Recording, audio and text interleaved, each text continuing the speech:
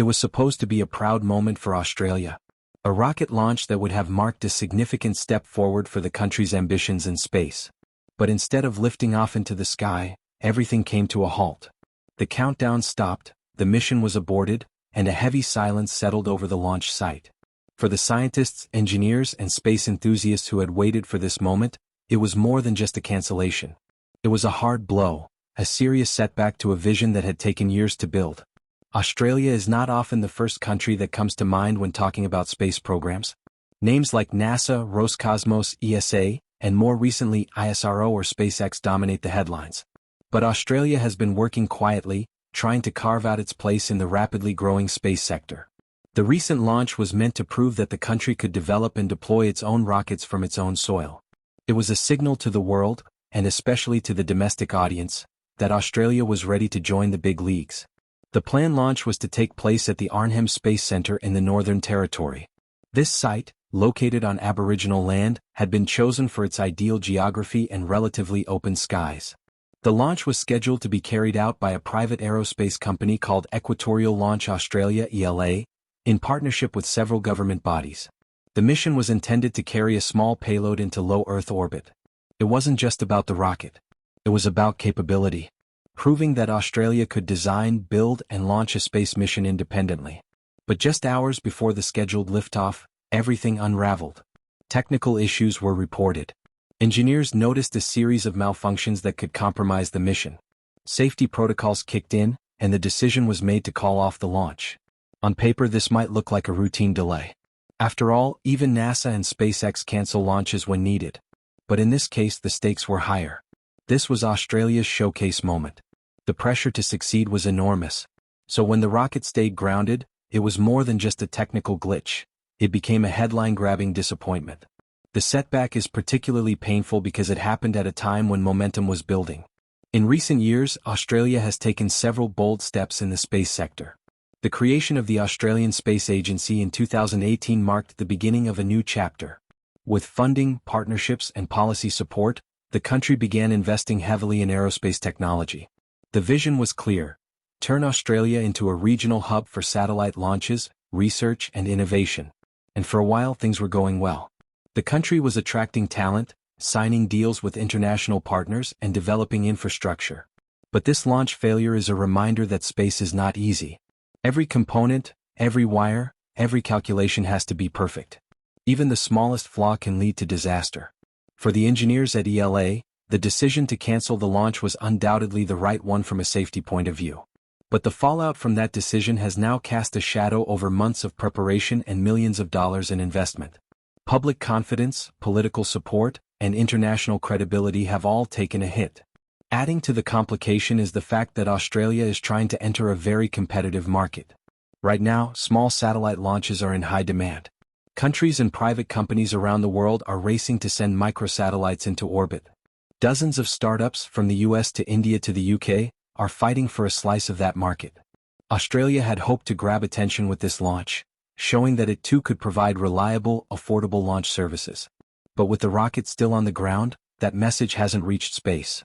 It hasn't even left Earth. Observers have been quick to comment. Some analysts are calling this a wake-up call for the Australian space sector. They argue that more rigorous testing should have been done beforehand. Others believe this kind of setback is normal and should be expected in a growing industry. After all, Elon Musk's SpaceX had multiple rocket explosions in its early days. Failure, they argue, is just part of the learning curve. But there's a difference. SpaceX had billions in funding and international backing. Australia's space budget is much smaller, and every failure counts more heavily. The timing couldn't have been worse. Just weeks before the cancelled launch, the Australian Space Agency had signed cooperation deals with international space players, including NASA. These deals were meant to show that Australia was ready to take on bigger responsibilities. Now, foreign partners are watching closely. They want to know what went wrong, how it will be fixed, and whether future missions will face similar issues. The pressure to deliver a successful follow-up mission is now double what it was before. The next launch needs to go flawlessly, not just technically but also in terms of public messaging. For the people on the ground, especially the teams at ELA, the mood is a mix of disappointment and determination. In interviews, company officials have acknowledged the setback but remained optimistic. They insist that the problems are being analyzed in detail and will be addressed. A new launch window will be announced soon, they say. But in the world of spaceflight, trust is hard-earned and easily lost. One failed launch attempt can set a program back by months, or even years. Investors may become cautious. Politicians may hesitate to allocate more funding. And the public, which was just beginning to get excited about Australia's space journey, may lose interest. Still, there are some silver linings. The fact that the mission was aborted before anything catastrophic happened shows that the safety systems work. That's a good sign. Also, the increased media coverage, even if it's mostly about the failure, has drawn attention to Australia's growing space ambitions. Before this, many Australians didn't even know their country had a space program. Now they do. And that awareness could lead to more engagement, more support, and more pressure to improve. Sometimes, a setback becomes the spark for bigger progress. In the background of all this is a deeper question. What role should Australia play in the future of space? Should it try to compete with the big players? Or should it focus on niche areas where it can excel, like ground station services, data processing, or Earth observation? The cancelled launch has forced everyone involved to take a hard look at their strategies. Maybe the focus needs to shift. Or maybe it's just a bump on the road toward bigger goals. One thing is clear: the space race is unforgiving, and only those who adapt quickly survive. The situation also raises logistical questions about Australia's space infrastructure.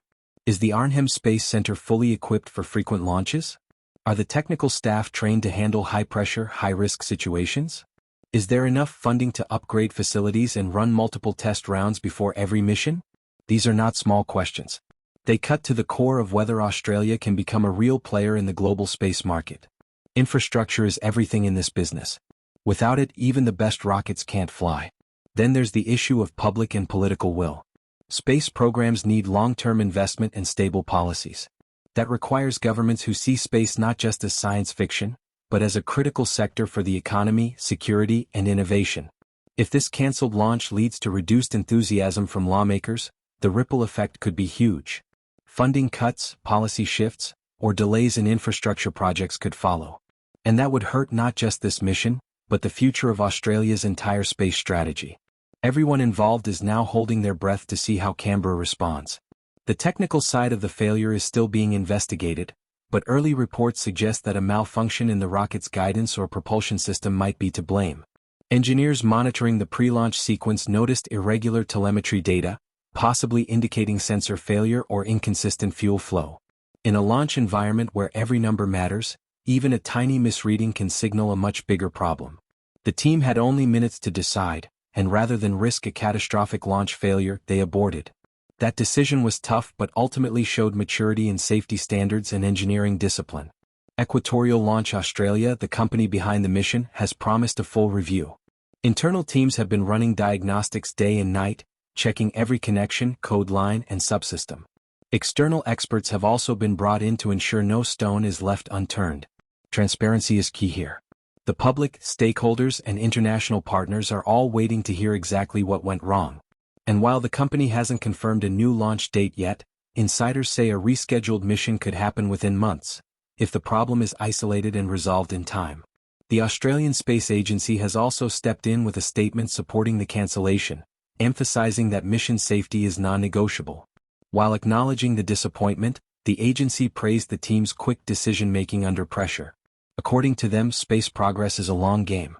Setbacks are part of that journey, and learning from each attempt is more important than chasing quick wins. However, behind those calm words lies a real concern. Australia cannot afford too many failed starts. Its space reputation is still being built, and early stumbles make the climb that much harder. One surprising voice of support came from NASA. Officials from the U.S. Space Agency commented on the incident, reminding people that their own history is full of delays, aborted launches, and failed tests. They pointed out that the most successful programs are the ones that embrace failure as a teacher.